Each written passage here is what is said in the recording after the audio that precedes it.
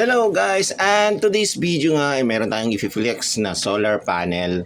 Dalawang 100 watts to solar panel at ititest natin siya doon sa ating solar generator. So dahil dito nga natin siya gagamitin sa ating generator sa sasakyan. So nandito kasi sa loob ng sasakyan yung ating solar generator. So dito natin siya iti-test. So guys, abangan natin yung pagtitest natin dun sa ating solar power o yung ating solar na bago, dalawang 100 watts equivalent to 200 watts guys. Maging accurate kaya guys ang magiging result ng ating pagtitest dun sa ating dalawang solar panel na tigwa 100 watts. So abangan natin guys at nang ma-test na natin ng madalian yung ating solar panel na 200 watts. Taran! At eto na nga guys, nakikita nyo na yung dalawa nating solar panel na 100 watts flexible solar panel. Actually guys, ang tawag sa mga solar panel na ganito ay flexible solar panel. So ito ay ikinakabit sa mga sasakyan at especially sa mga bangkang dimotor or kaya sa mga yate. Ito yung nakikita nating mga ikinakabit sa kanila guys. And actually guys, itong solar panel na ito ay binigay sa atin ng ating butihing presidente ng Suzuki Every Wagon Club, okay, of the Philippines, o kaya yung Suzuki Every Owners Club of the Philippines. Okay, so ito guys ay galing mismo talaga sa directly from China. Hindi po ito nanggaling lang dito sa Pilipinas. So actually ito guys, kung makikita nyo, meron siyang 18 volts. Okay, ang BMP niya is 6 ampere. Okay, so ang BOC naman niya, okay, is nasa 21 volts. So, yun. So, equivalent po yan, 100 watts bawat isang solar panel. Coming from China to guys. It's a 100 watts, dalawang 100 watts solar panel. So, yan. So, dito nga guys, dalawang solar panel 100 watts. Gagamit tayo ng most accurate na SRNE na MPPT. So, ito yung solar charge controller na gagamitin natin. And then, dito guys, ito yung ginagamit natin sa sasakyan na DIY din natin na solar gen or solar generator. So, actually guys, meron na rin siyang sarili na naka-built-in sa kanya na ginawa natin na solar charge controller, which is ito ay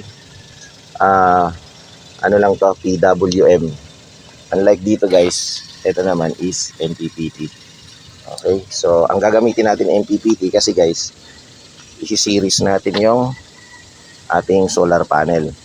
So series connection, okay, series connection siya. So, kapag ka PWM kasi ang ginamit natin, which is, ito kasi guys, 18 volts.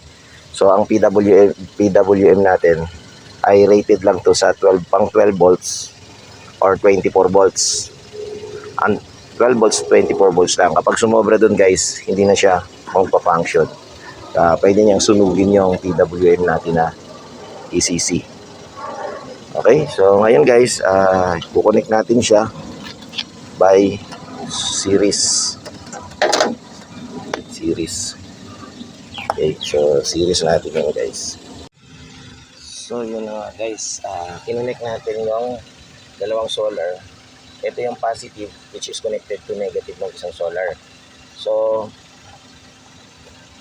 both end magkakaroon siya ng, so ito yung positive natin na papunta sa ECC, and then ito naman yung negative na papuntang ECC.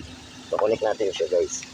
So, in the first place, kailangan muna nating i-connect sa ating solar gen yung ating input ng battery input. So, dito sa solar generator natin or yung generator natin, DIY generator natin, dito yung charging system, charging input ng AC na nakakabit papunta sa battery, which is pwede rin natin siyang gamitin. Okay, so ito na rin yung magiging input ng ating yan po, ng ating MPPT. So kung nakikita nyo guys, may reading na siya na 13.1. Yan, 13.1.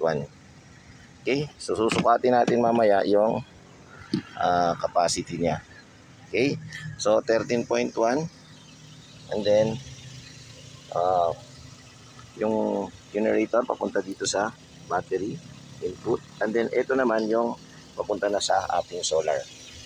So dito meron tayong end, so which is ito yung negative side.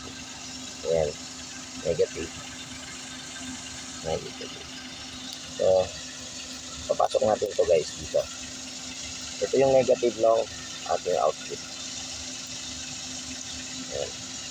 So input natin dyan, and then ito naman yung magiging positive. Ito yung positive side.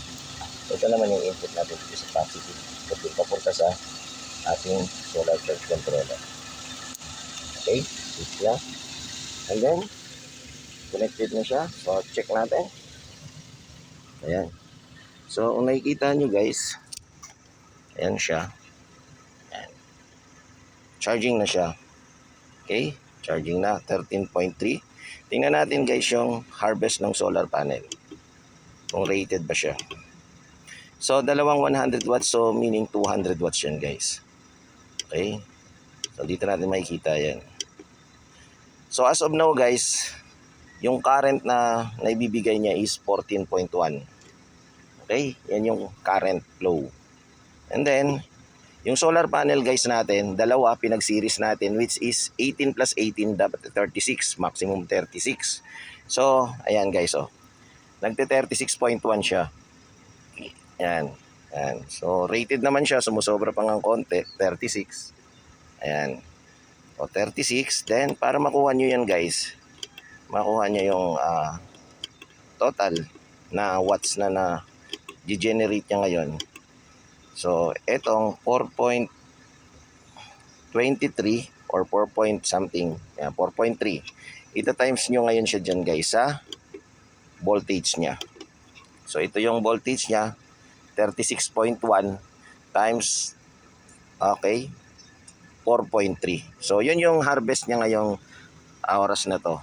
Okay, so which is anong oras na ba? So maaga pa lang guys, it's all about 7:52. Yan. So nagcha-charge na siya sa ating, yan. Ito naman yung ating readers. Yan, 13.1 siya. Pero dito sa ating solar charge control 13.4. So kasi hindi siya pwedeng maging magkaparehas yan guys, kasi nga may ongoing charging. So mataas talaga yan dito. So ito galing pa yan, itong nare-read niya ay yung galing sa battery, which is 13.2. Once na mawala ng supply ng solar panel, doon lang sila magiging magkaparehas. So ayun guys, yan yung review natin dito sa ating solar charge control, solar panel na bagong ilalagay naman natin sa ating sasakyan, or kahit hindi na natin ilagay guys, in case lang na meron tayong pupuntahan, dala-dala lang natin siya. So flexible naman siya. Since ito naman meron din siyang solar panel sa taas. Ayan, meron naman siyang nakakabit na solar panel sa taas. So thank you guys.